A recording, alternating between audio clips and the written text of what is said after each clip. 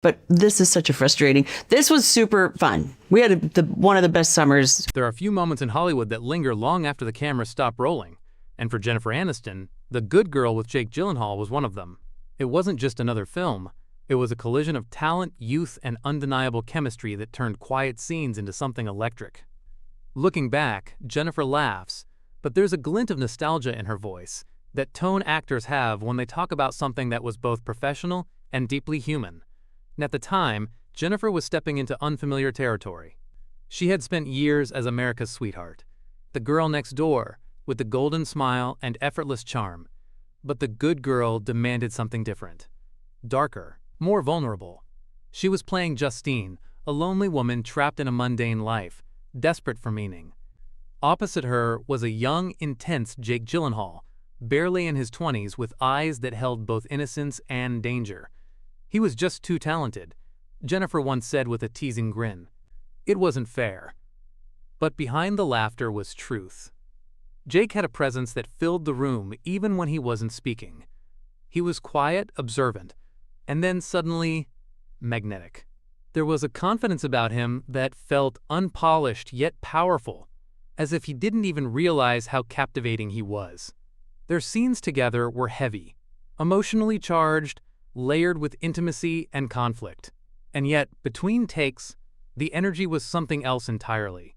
Jake would flash that shy, knowing smile, the one that could break a scene's tension in an instant. And Jennifer would find herself laughing when she wasn't supposed to. I'd be in the middle of this serious, heartbreaking scene, she recalled, and he'd just look at me, really look, and everything would vanish. My lines, my focus, my composure. Gone. There's a word she used for him, sweetly lethal. It fits perfectly. Jake wasn't the loud, flirtatious type. His charm was quiet, slow burning, the kind that sneaks up on you. He carried himself with a sort of respectful calm, yet his eyes betrayed something playful, almost dangerous. He knew what he was doing, Jennifer admitted once with a mischievous smirk. He just never said it out loud. On-set, the crew saw it too. There was an unspoken rhythm between them, an ease that couldn't be faked. When the cameras rolled, they slipped into their characters effortlessly. But when they cut, that tension didn't entirely disappear.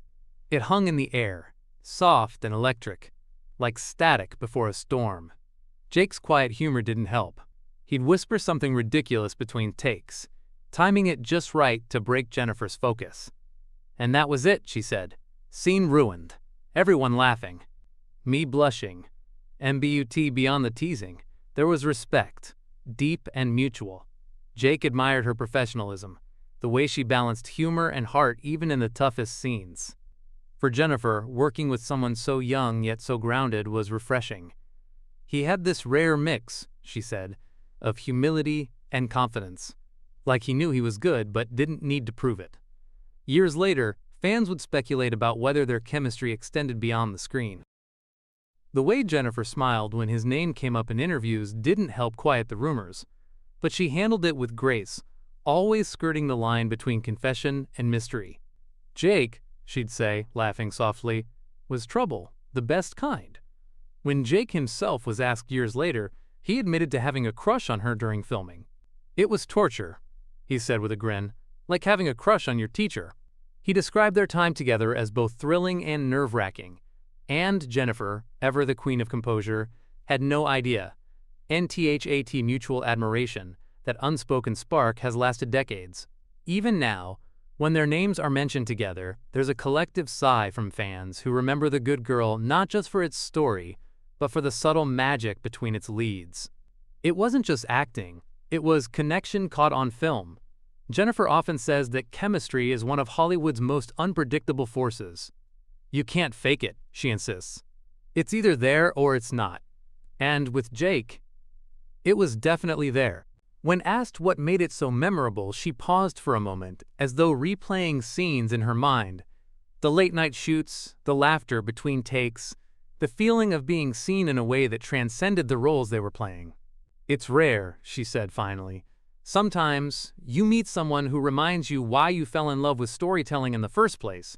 Jake did that for me. NHER words carry warmth, but there's also something wistful in them, like remembering a summer that ended too soon. That's the thing about moments like those in Hollywood. They're fleeting, but unforgettable. NFOR.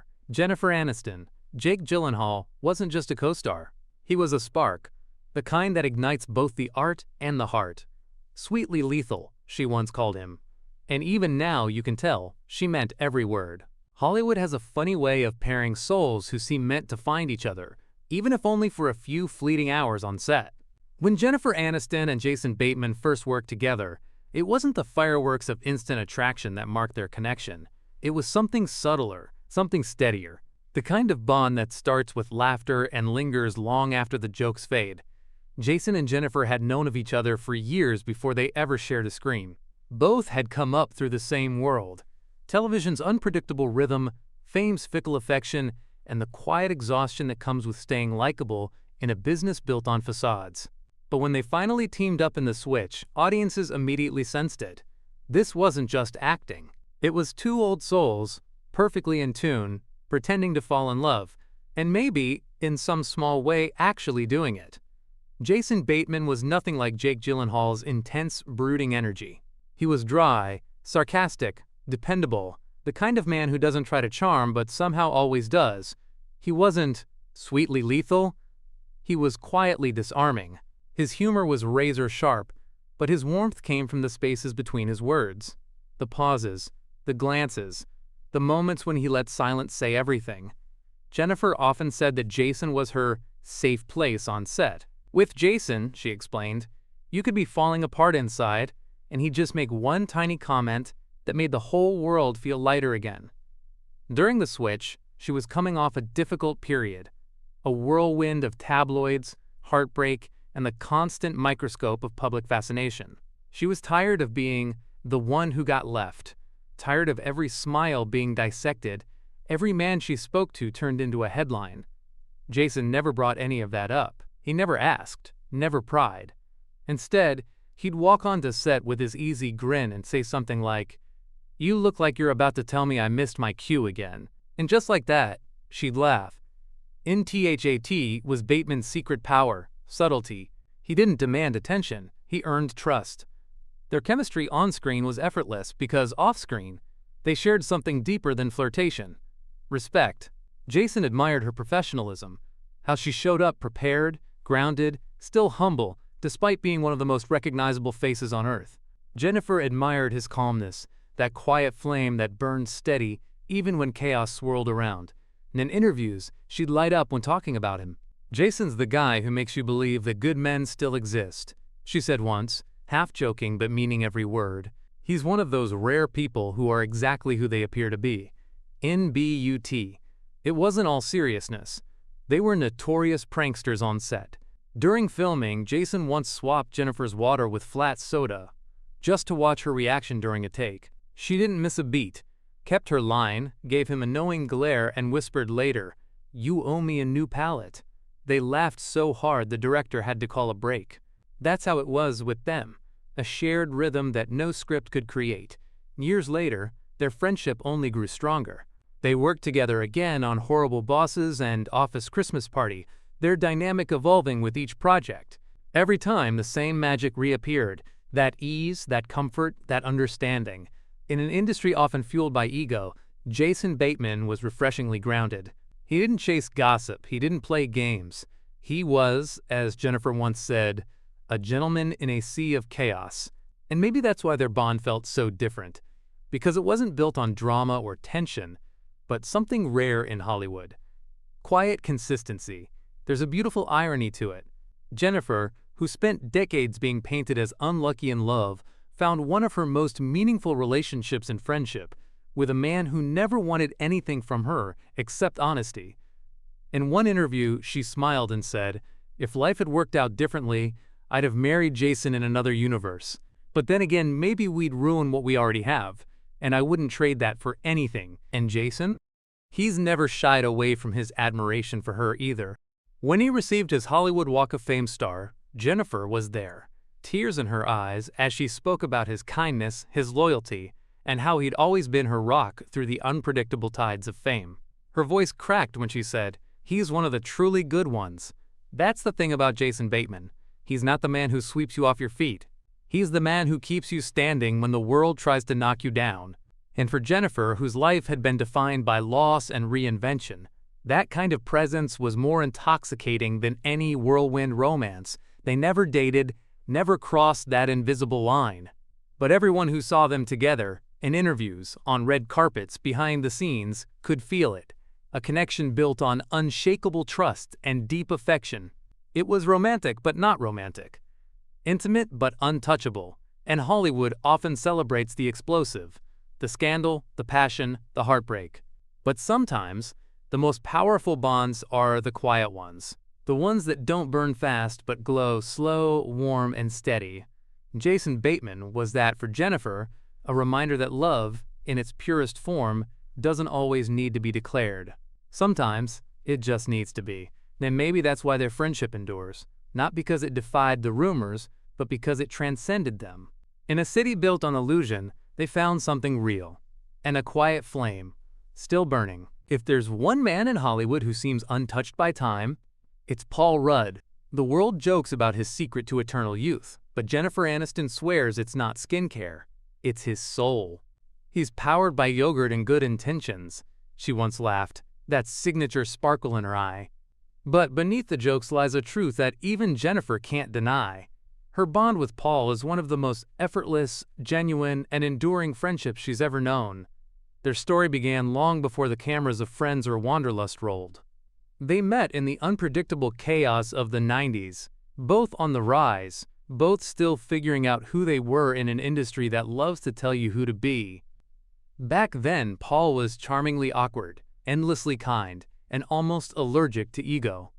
Jennifer, already carrying the early glimmers of fame, found him refreshingly normal. When Paul joined Friends as Mike Hannigan, Phoebe Buffay's sweet, slightly offbeat love interest, he entered a world already iconic. The cast was tight-knit, the chemistry sacred. Yet somehow, he fit in like he'd always been there. For Jennifer, it was immediate comfort. Paul walked in with that goofy grin, she recalled, and instantly it was like, oh, we've known this guy forever. There was something about him that made everyone drop their guard. Maybe it was the way he listened when you spoke, really listened. Maybe it was that self-deprecating humor, the kind that invited laughter without ever cutting anyone down. Whatever it was, Jennifer found herself drawn to his calm energy, that rare lightness that felt like an exhale in a business full of noise. And over the years, their friendship deepened, shaped by mutual respect and a shared sense of humor that could survive any awkward red carpet question. They'd tease each other relentlessly, from his forever 35 inches appearance to her queen of good hair status. In interviews, they'd finish each other's sentences, sometimes without realizing it. When they reunited for Wanderlust years later, it felt like time hadn't passed at all. And filming that movie, Jennifer said, was one of the most joyful experiences of her career. Paul makes everything feel easy, she explained. There's never tension, never pressure. He's like that friend who shows up at your door with coffee just because he felt you might need it. And one of the crew members from Wanderlust once recalled how the two would break into laughter during takes, often ruining perfectly good shots. It wasn't unprofessional, he said. It was contagious. Their laughter filled the entire set. Jennifer often describes Paul as the human reset button, the person who reminds her that life doesn't always have to be serious. And perhaps that's why their chemistry works so well on screen. It's not just performance. It's the reflection of a friendship built on trust, on the freedom to be silly, and the comfort of being fully seen. And in Hollywood, where connections often dissolve as quickly as they form, theirs remained unshakable. There were no headlines, no scandals, no drifting apart. Just two people who somehow managed to stay the same, even as the world around them changed. And Paul, for his part, has always admired Jennifer's strength. In interviews, he calls her one of the most grounded people in a business that can make you lose yourself. He once joked that she's like that friend who gives you life advice but also steals your fries when you're not looking. But behind that humor is genuine admiration for her resilience, her warmth, her refusal to let fame harden her heart. And Jennifer? She often says Paul is her reminder that kindness still wins. You meet so many people in this industry who want to be seen, heard, adored, she said. Paul just wants everyone to feel comfortable. That's what makes him special. There's a sweetness in how they protect each other, unspoken but visible. When interviewers try to dig for gossip or flirtation, they deflect with humor, seamlessly shifting the focus back to the work, the fun, the shared respect. Their friendship doesn't need to prove itself. It just is. Jennifer once told a story about a tough time in her life, one of those quiet heartbreaks she never fully talked about. She said Paul was one of the first to notice. He showed up one day with takeout and just sat there. No questions, no advice, just presence. That, she said, meant everything. In a world that thrives on performance, Paul Rudd is disarmingly authentic. He doesn't play roles off-screen. He lives sincerely. And for Jennifer, who spent her life navigating spotlight and scrutiny, that kind of honesty feels like gold. Their dynamic, playful, protective, pure, has turned into something almost familial. "Paul's like my twin soul," she once said, laughing. "Except he got the good skin genes," he responded by saying, "That's not true. I just moisturize with joy." When fans watch them together, whether in interviews, behind-the-scenes clips, or red carpet reunions, they sense something rare. Two people untouched by Hollywood cynicism. They aren't selling chemistry. They're living it. In The Beauty of Jennifer, and Paul's connection isn't in what might have been, but in what is. A friendship that survived fame, distance, and decades. The kind of bond that doesn't fade with time. Because time, it seems, forgot about Paul Rudd altogether. And maybe that's the real secret behind his agelessness. It's not in the skin or the smile, it's in the heart.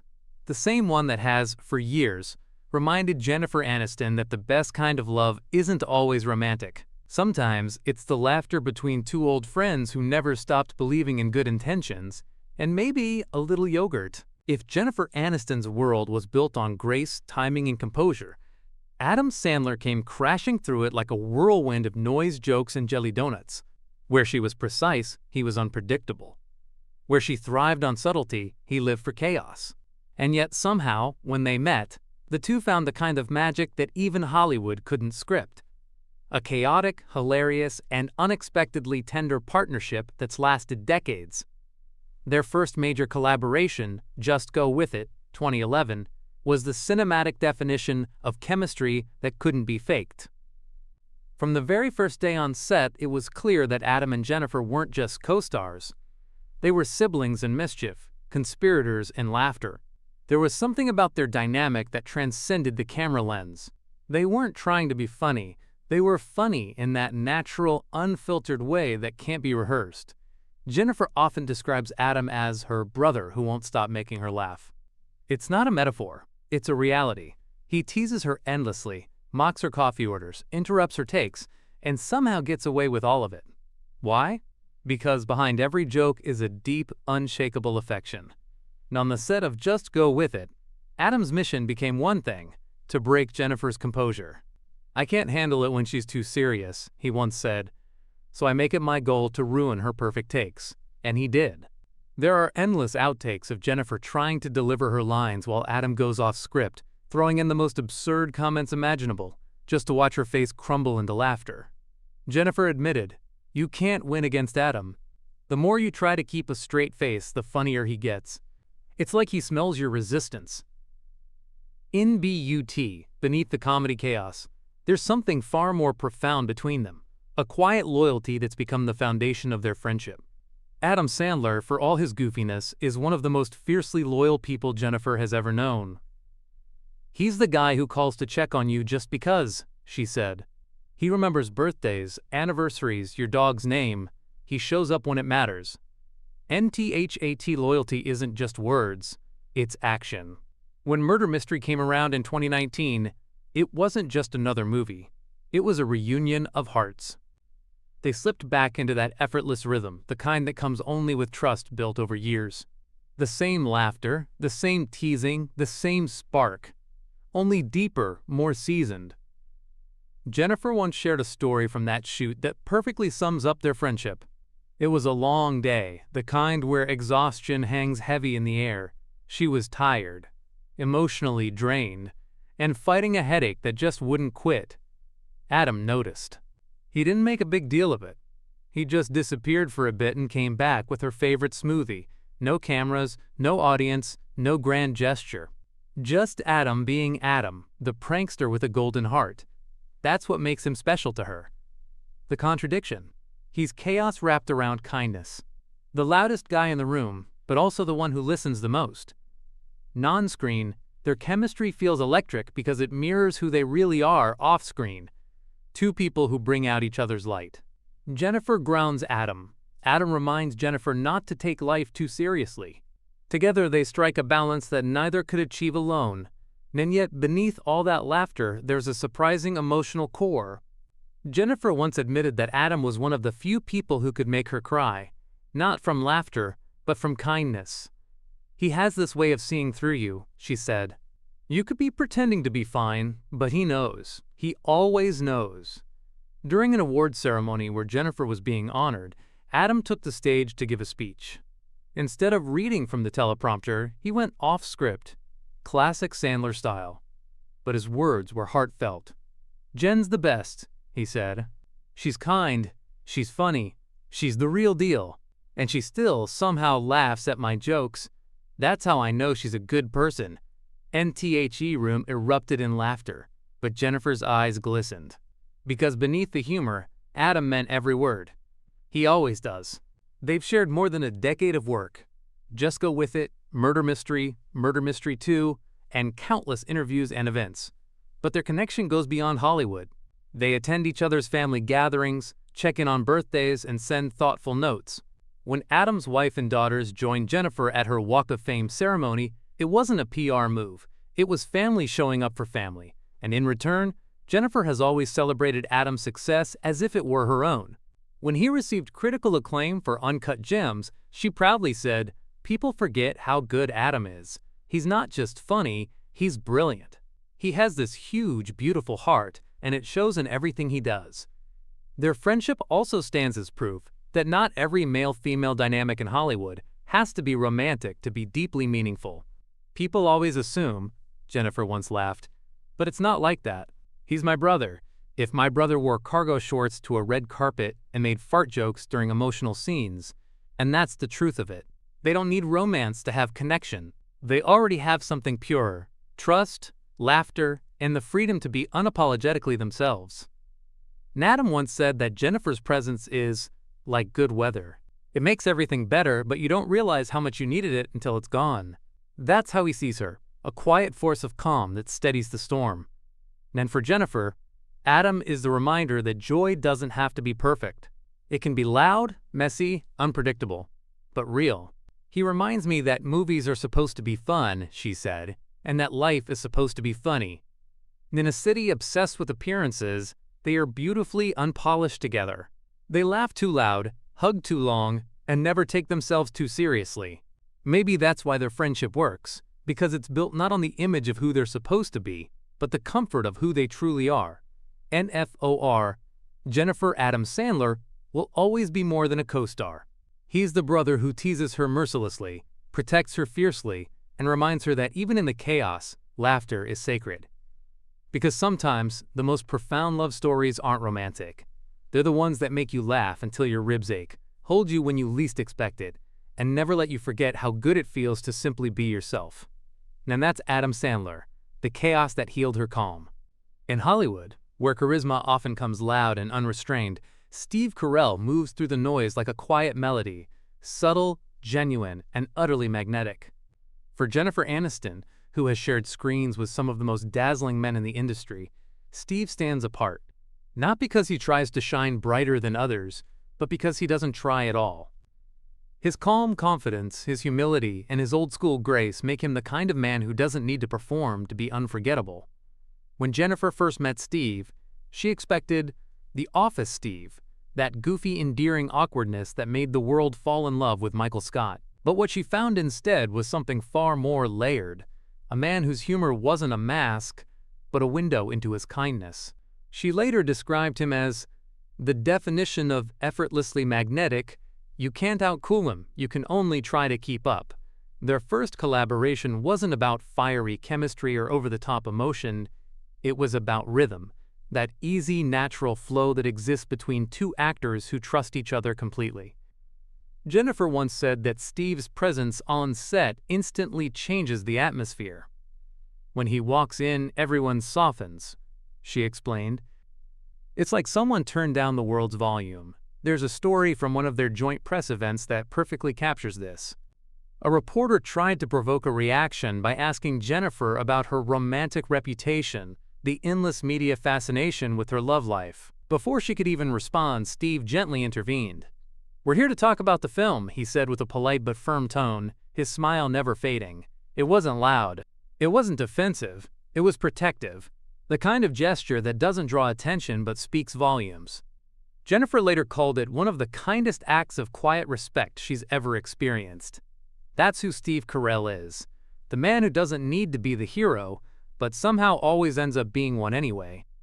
Behind his gentle humor lies a deep intelligence that Jennifer finds endlessly fascinating. "He listens more than he talks," she said. "But when he does speak, it's usually the smartest thing anyone's said all day." She admires his patience, his ability to pause before reacting, and his refusal to let fame distort his priorities. Steve's the kind of person who makes you want to be better, not because he asks you to, but because you watch how he moves through the world. Working with him, she said, is like acting in slow motion, not because of pace, but because every moment feels intentional. Every line, every glance, every pause has meaning. Steve doesn't just deliver performances, he builds them, layer by layer, with empathy and precision. And on the set of their film, Jennifer found herself studying him, not just as a co-star, but as a person. She noticed the way he treated the crew, remembered names, cracked jokes with the sound guys, and complimented the catering team's pasta salad as if it were fine dining. "That's what makes him special," she said. "He treats everyone like they matter, because to him, they do." In BUT, perhaps what bonded Jennifer and Steve most was their shared sense of empathy, the kind that comes from years of navigating fame while trying to stay human. Both had faced the strange paradox of Hollywood success. The more loved you are, the lonelier it can get. In long conversations between takes, they talked about that, about aging in a youth-obsessed industry, about grief, about gratitude. "Steve has this way of talking about heavy things without making them heavy," Jennifer shared. "He'll say something profound, and before you can even tear up, he cracks a joke that makes you laugh again. That's his gift." And that duality, the balance between warmth and wit, is what makes their on-screen chemistry so believable. When they share the screen, it doesn't feel like acting. It feels like watching two people who truly see each other. Two souls who've weathered the same storms and learned to smile through them. There's a small, quiet moment from one of their scenes that Jennifer often recalls. They were filming a simple exchange. No big dialogue, no dramatic crescendo. Just two characters sitting, reflecting, breathing the same space. But as the cameras rolled, something shifted. Steve gave her a look, soft, knowing, filled with unspoken understanding, and Jennifer, for a brief second, forgot the lines. It wasn't about attraction, it was about connection, that human recognition that says, "You're not alone." When she talks about him now, there's a distinct reverence in her tone. "Steve reminds me what real class looks like," she said. "He's not performative, he's just good." And in this business, that's rare. NSHE tells stories of how Steve would check on her between scenes, making sure she had water, cracking little jokes to keep her laughing. Once, during a grueling night shoot, when everyone was exhausted, Steve started miming dramatic Shakespearean monologues with a broom as his co-star, complete with exaggerated bows and fake tears, until the entire crew was laughing too hard to continue. Jennifer laughed until her stomach hurt. "He's chaos in disguise," she joked later. "He just hides it behind that polite smile." Their friendship isn't loud or headline-worthy. It's the kind that exists in glances, in shared laughter, in text messages that say, "Hey, just checking in." It's professional respect that grew into quiet affection, and over the years, it's become one of Jennifer's most valued connections in Hollywood. When Steve received his star on the Hollywood Walk of Fame, Jennifer wasn't scheduled to speak, but she showed up anyway. She stood in the crowd, sunglasses on, smiling as he gave his speech about humility and kindness. When reporters asked her afterward why she came, she simply said, because Steve would have done the same for me. That's the beauty of their connection. There's no spectacle, no pretense, just two people who recognize something kindred in each other, dignity wrapped in humor, empathy wrapped in strength. And maybe that's why Jennifer feels such admiration for him. After decades of existing in a world that thrives on noise and performance, she's drawn to those who move quietly but leave a lasting impact. Steve Carell is that kind of presence, the kind that steadies you without ever needing to be noticed. He's a reminder, she once said softly, that being good isn't boring. It's powerful. NFOR Jennifer, who has spent her life surrounded by big personalities, Steve is proof that sometimes the gentlest souls are the strongest. That kindness can be magnetic. That real charisma doesn't need to shout. And as the years go on, her respect for him only deepens. Because in Steve Carell, Jennifer Aniston found something Hollywood rarely gives, a mirror of grace, NNOT, the glamorous kind splashed across magazine covers. The quiet kind that endures long after the lights fade, the kind that makes you believe that decency in its purest form is still the most captivating thing in the world. When Jennifer Aniston talks about John Krasinski, her entire expression softens, not in that starry-eyed way that tabloids would love to misinterpret, but in that rare tone of admiration reserved for people who make life lighter simply by existing. He's the kind of man, she once said, who can walk into a room full of stress and somehow make everyone breathe again.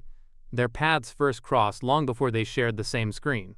John was the charming everyman from The Office, America's sweetheart with the disarming smile and a brand of humor that never demanded attention but quietly stole it anyway. Jennifer by that point was already an institution, Hollywood royalty whose very name evoked warmth, wit, and that enviable mix of charm and strength.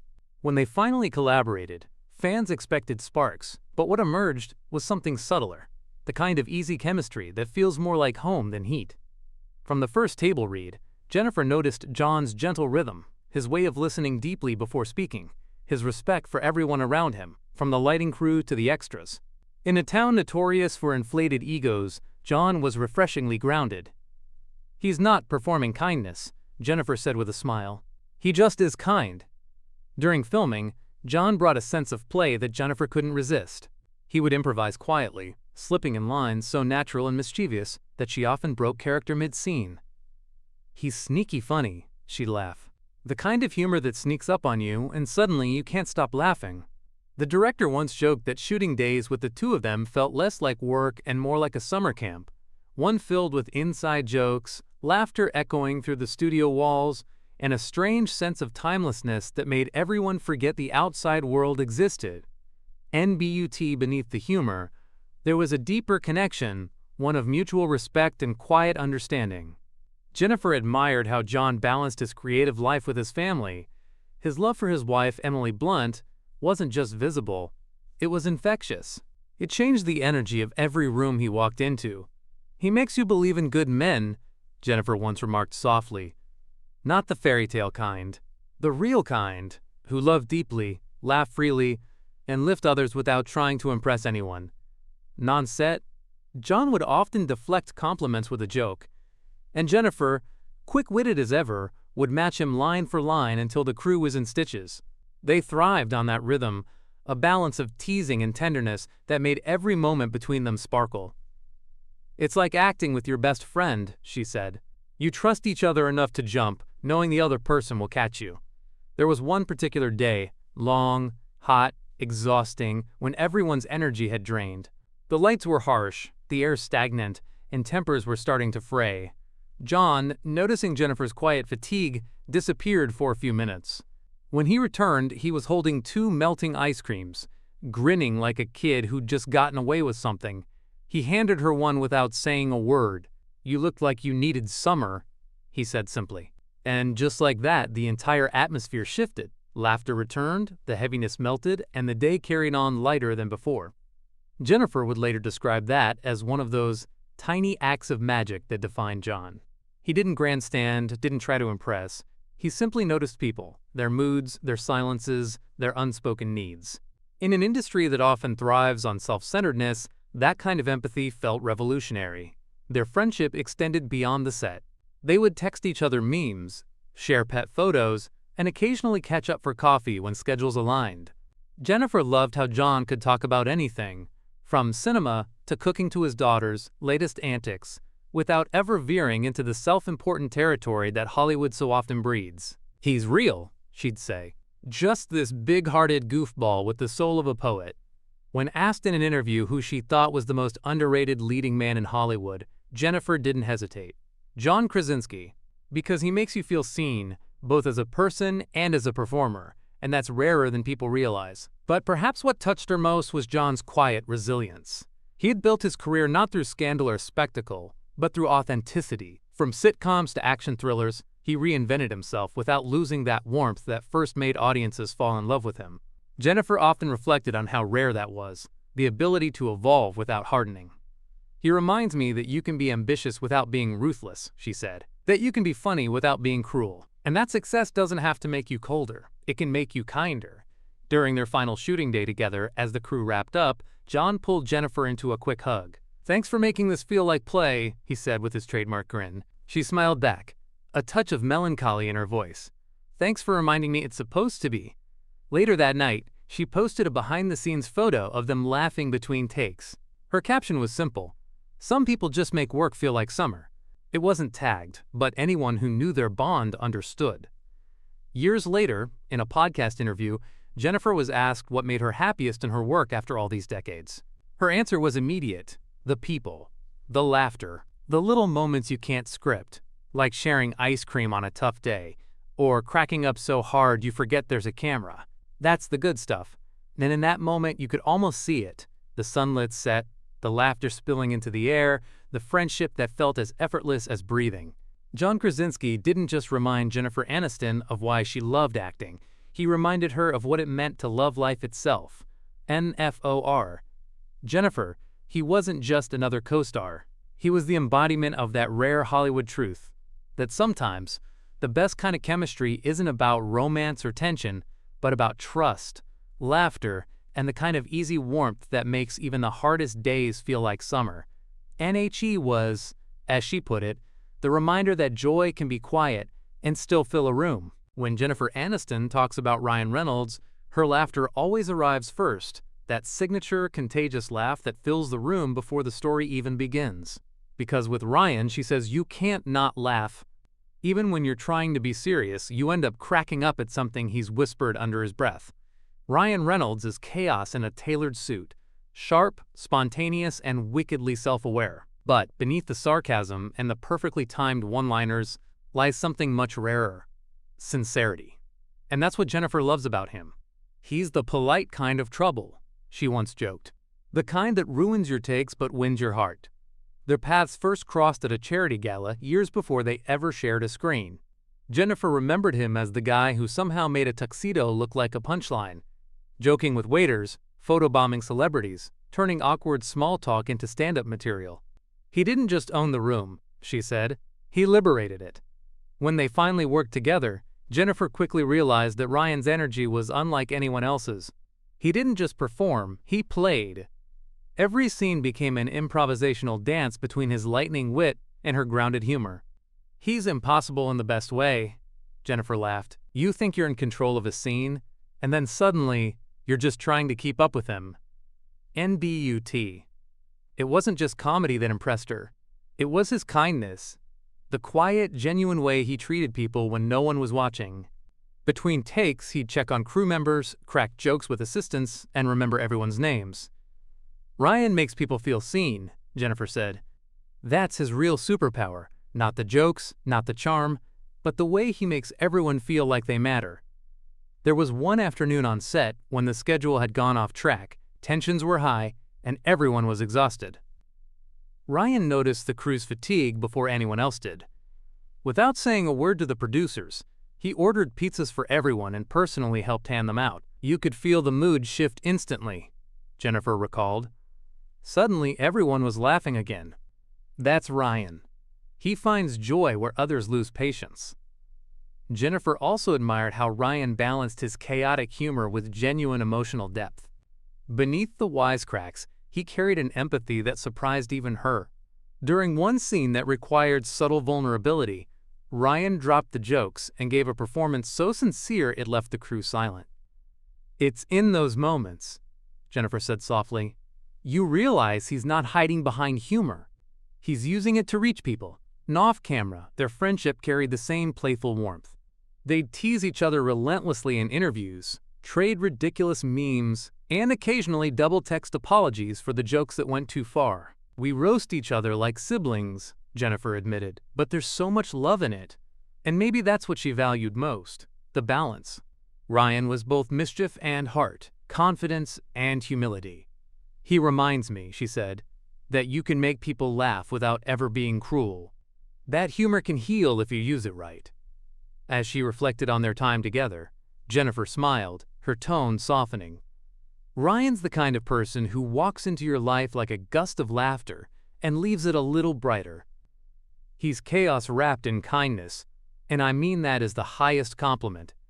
And in the end, she didn't remember the jokes as much as the feeling, the lightness he brought, the shared laughter that made long days unforgettable. To Jennifer, Ryan Reynolds wasn't just another co-star. He was a reminder that even in an industry built on illusion, the best connections are the ones that make you forget you're acting at all. "He's trouble," she said with a grin, "but the kind you never want to avoid."